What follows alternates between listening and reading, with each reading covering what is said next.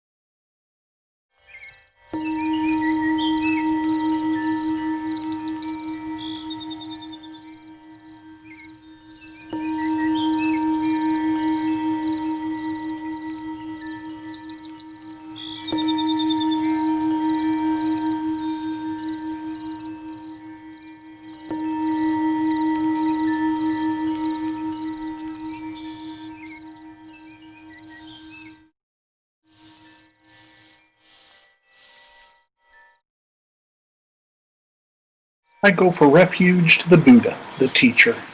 I go for refuge to the Dharma, the teaching. I go for refuge to the Sangha, the taught. I take refuge in the Buddha. I take refuge in the Dharma. I take refuge in the Sangha. I have taken refuge in the Buddha. I have taken refuge in the Dharma. I have taken refuge in the Sangha. 3 pure precepts. Cease to do harm. Do only good. Do good for others. Bodhisattva vow.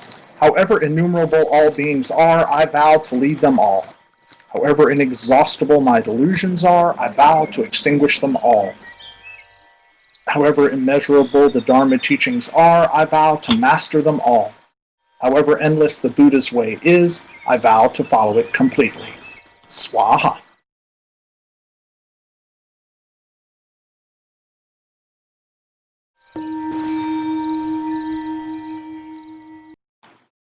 So the subject for today is causality.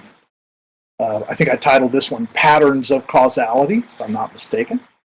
And this is a follow-up to what we talked about on Friday. And I said because causality played such a big part in that today we'll talk about causality. So we start out with this statement. Causality is at the core of understanding the Dharma. You can almost say causality is the core of understanding life, really. The Buddha told his disciples that the Dharma was subject to causality. and that it would undergo transformations in accordance with causal factors like environment, culture, and level of need. The history of Buddhism, begins in India, 2,500 give or take years ago, to today. That history is all due to causal factors. Causality is also at the core of understanding how we are, what role we play and can choose to play in this causal process that is the universe. The realization of causality empowers us with the knowledge that we can make a difference through our engaged actions, whether they be within ourselves, right, the internal actions that we take, or through our engagements with others or with the world around us. So external causal factor. This can be a very powerful and liberating realization once you come to accept it.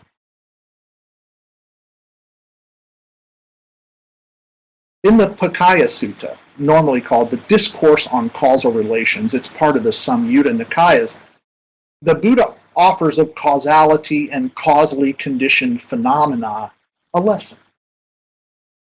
His goal was to bring others to the realization that the concept of causality explained the existence of both individual phenomena and the complex relationships between them,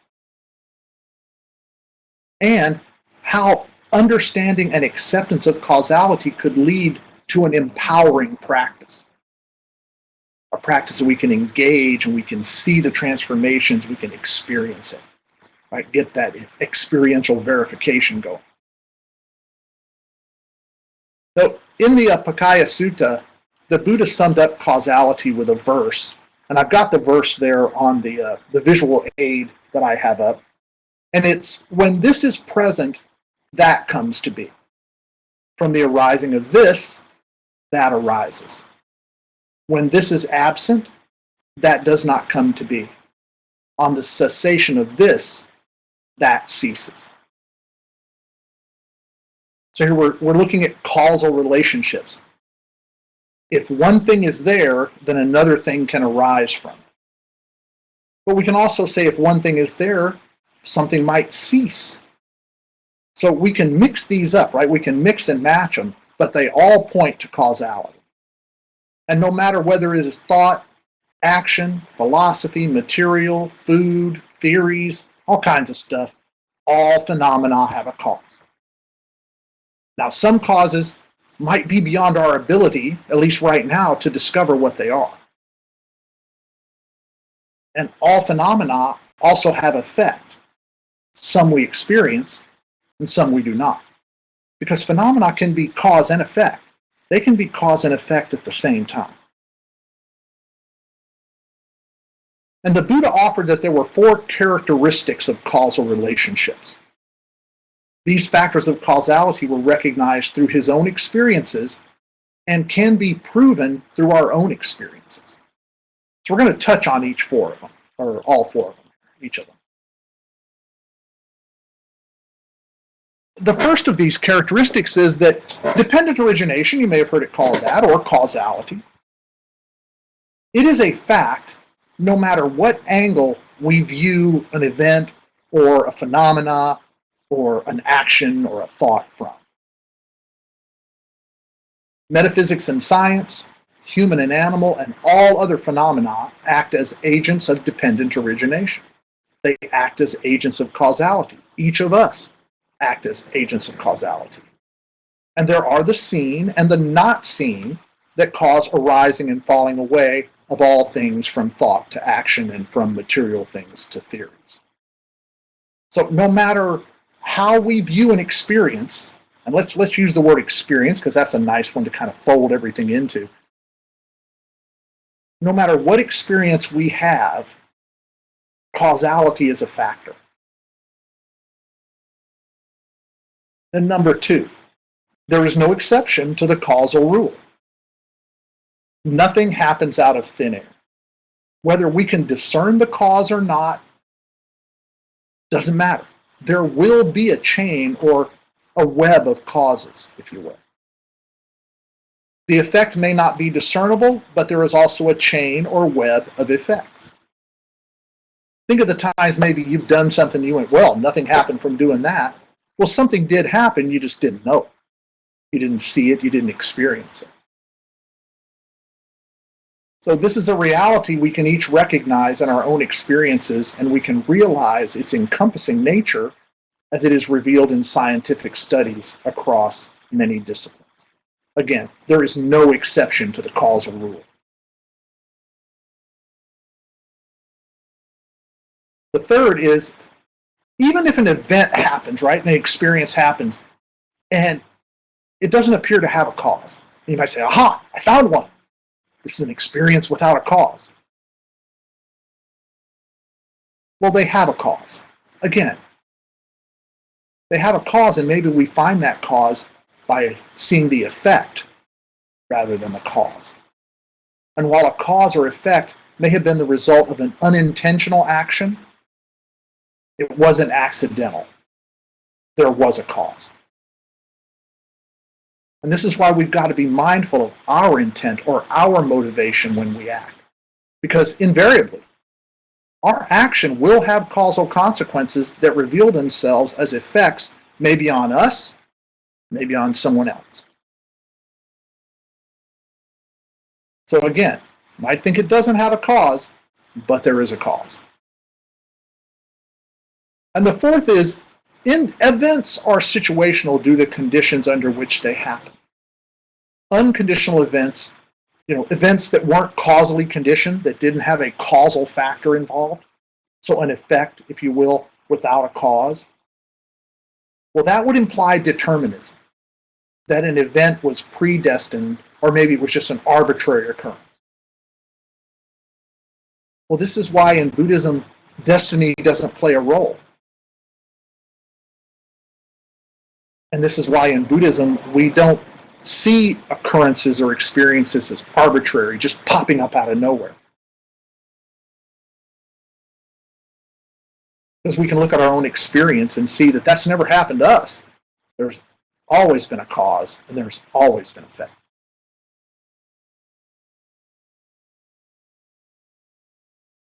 Causal conditioning, this is what allows us to become that better human being that we imagine we can be.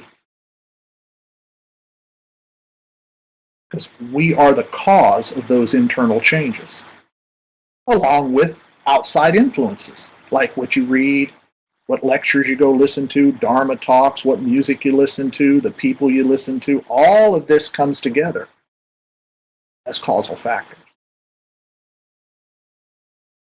So that's a very traditional look at causality. Let's jump into the contemporary. This will help us understand causality better.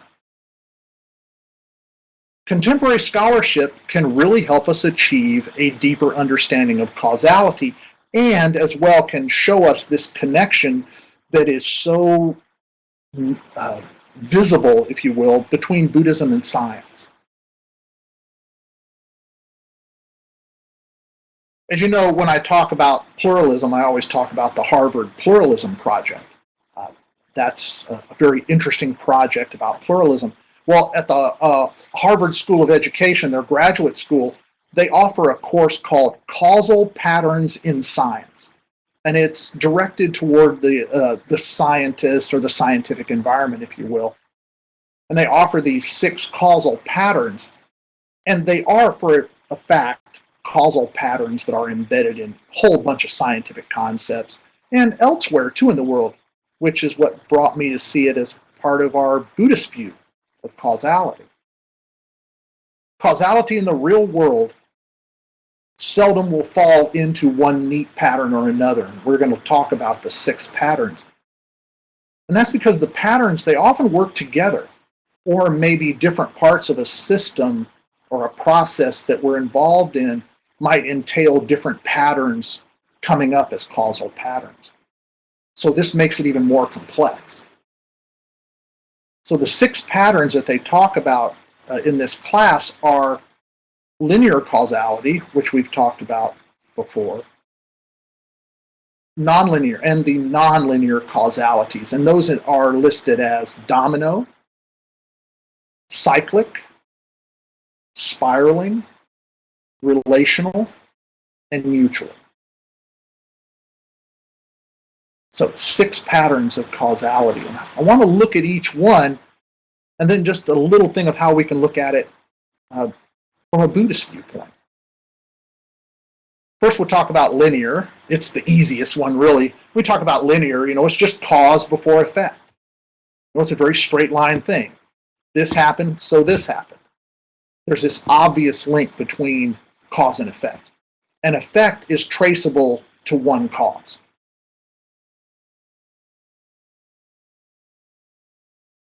That doesn't happen very often. In fact, I've looked at my own experiences and listened to the experiences of others, and I haven't really been able to find an absolutely linear causation. That absolute, this was a cause, this was the effect, and it all ended right there. There was nothing before it or beyond it. Haven't found one? If you do, let me know. But what's happened here is linear then evolves to the domino causality, the domino pattern, if you will, when additional causes or effects arise. And given this linear causality doesn't really play a role in Buddhist thought. Experience with causal conditioning allows a clear view of the broad-ranging influences that affect our intent and our action.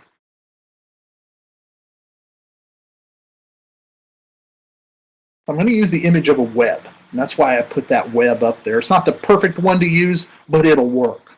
The image of the web can serve as a reminder that all seemingly linear causation is the result of a broad range of causal factors, not just one cause and effect. So look at that picture there, and let's call them knots, the knots that are between the strands. Now, this is web is kind of sagging here because it has a lot of dew on it. But you've seen spider webs, and there's this beautiful straight web line from one knot to another. Right? So that knot was the cause, and that final knot was the effect. Picture it that way. But when you look at the web, it doesn't stop there, right? There's another line and another knot, and another line and another knot, and another line and another knot, and it just keeps on going. So that's domino causality. It's like as the spider builds the web, it goes from one knot to the next due to the causal factors. Maybe it's where the branch is, maybe the wind is blowing in a particular way. There's all kinds of different causal factors. So the image of the web then can show us that it's not just one cause and one effect. So domino pattern, is more direct and indirect effects arise as the linear pattern lengthens. So dot, line, or knot, line, knot, line, knot, line, right, as we go around the web. And as that lengthens, as that linear seems to lengthen, then you see offshoots, right? You see stuff going up to a knot, stuff going down to a knot. So this happens then when there are multiple effects arising from a cause. And it can cause a cascade of effects.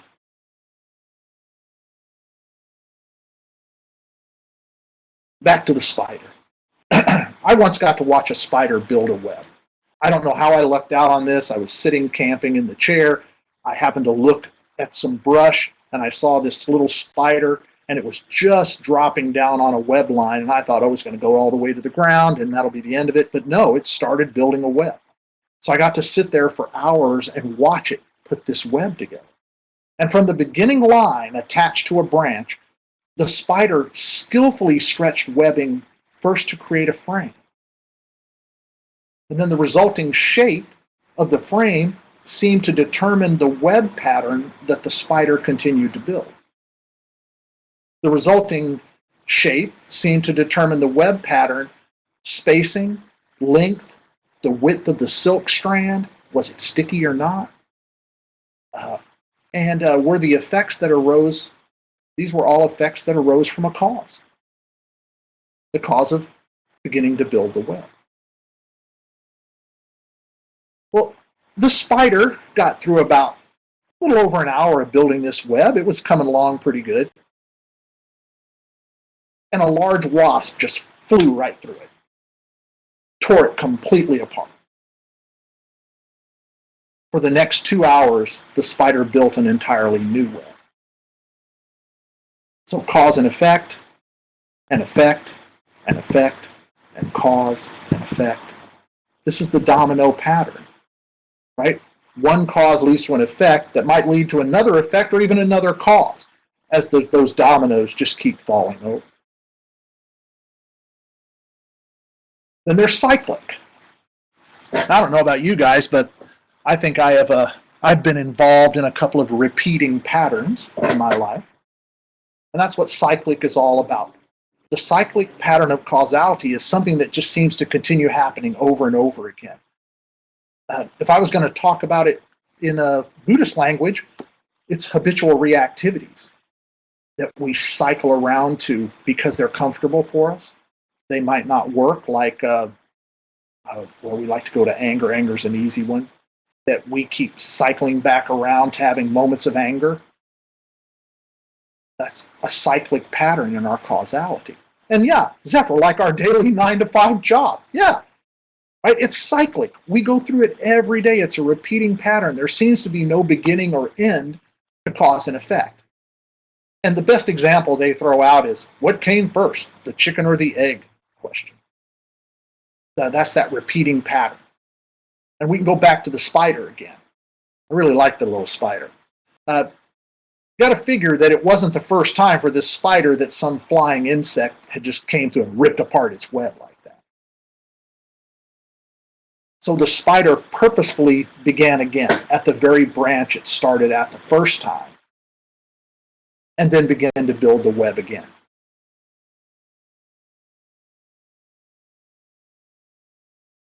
Then there's spiraling pattern in causality. Each sequential effect, so each effect that comes after the cause, is the consequence of the previous effect as the cause.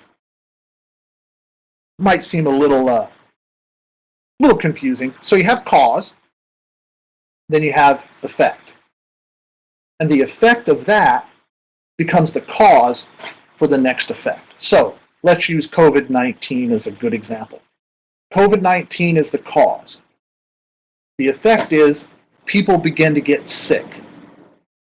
And that becomes the cause for people to start paying attention and wearing masks and physical distancing and all that. Well, then that effect becomes the cause of people becoming political about masks and refusing to wear their masks. That effect becomes the cause of more people becoming ill. And I think at this you get the point. But I got to go to the spider. Building the web, the spider paused when he had the vertical and the horizontal lines on the web all done. And the web that I'm using as an example doesn't have this particular pattern, but there are many spider webs that do. So he finished the vertical and horizontal lines, where you end up making little boxes, it looks like. Well, after some time, and it kind of went around the web looking for the right causal factor to begin, it started at the center and began to do a spiral out from the center throughout the web. And each connection it was made was dependent on the previous connection, or it was the cause of the previous cause.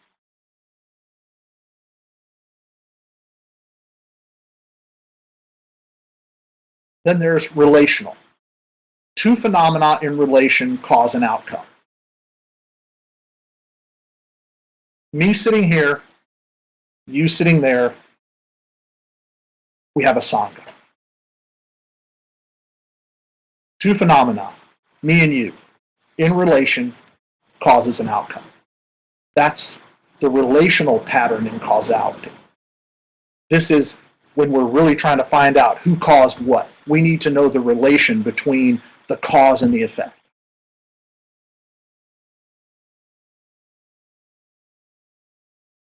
So the spider, it was his choice of location coupled with the wasp's choice of flight path that led to the torn up web.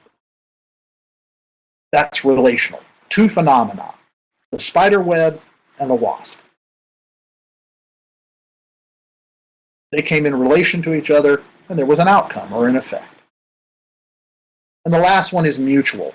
I find this comes up a lot about causality in a much contemporary Buddhist literature, where rather than say just causality outright, they will say mutual causality.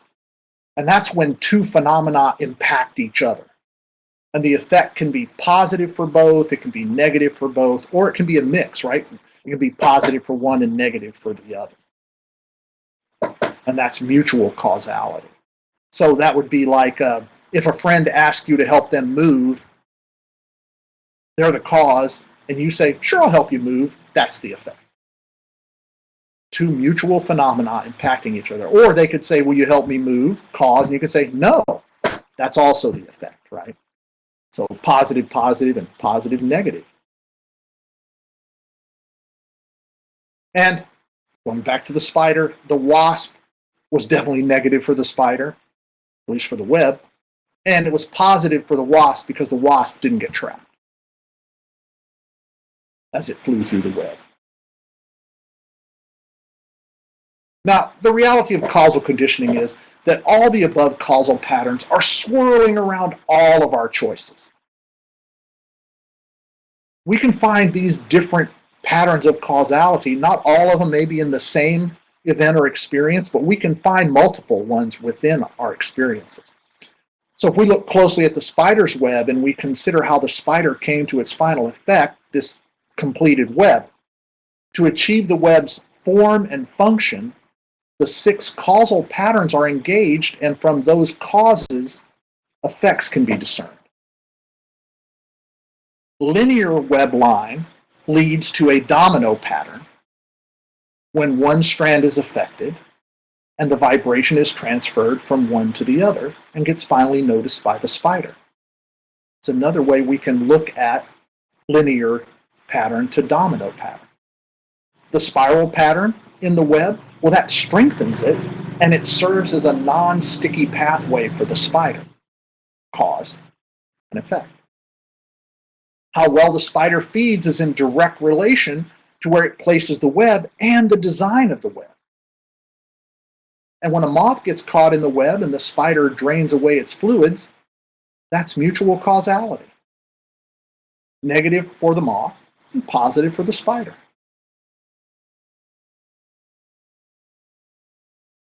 A more robust Buddhist practice arises with a deep understanding and a full acceptance through experience of causality and causal conditioning. Western science is one of the causal factors that adds to that understanding and acceptance. Being mindful of the causal patterns can be cause of affecting transformation in our roles as causal factors. And being aware of the causal patterns, we can better engage external causation in a wholesome way. So if we're aware of what our role can be as causal factors, then we can begin to be mindful of them, mindful of our motivations, mindful of what we want to cause, or mindful of what we want the effect to be. So when we look at causation, this is also how we build intent. We say, well, if I'm going to be the cause of this, right, I'm going to start this action, I want to think about what are the possible consequences or effects of this action.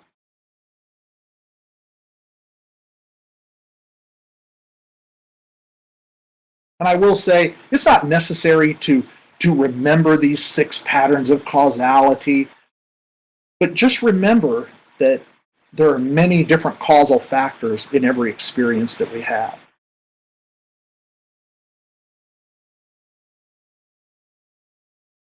You can't just blame yourself, and you can't just blame others.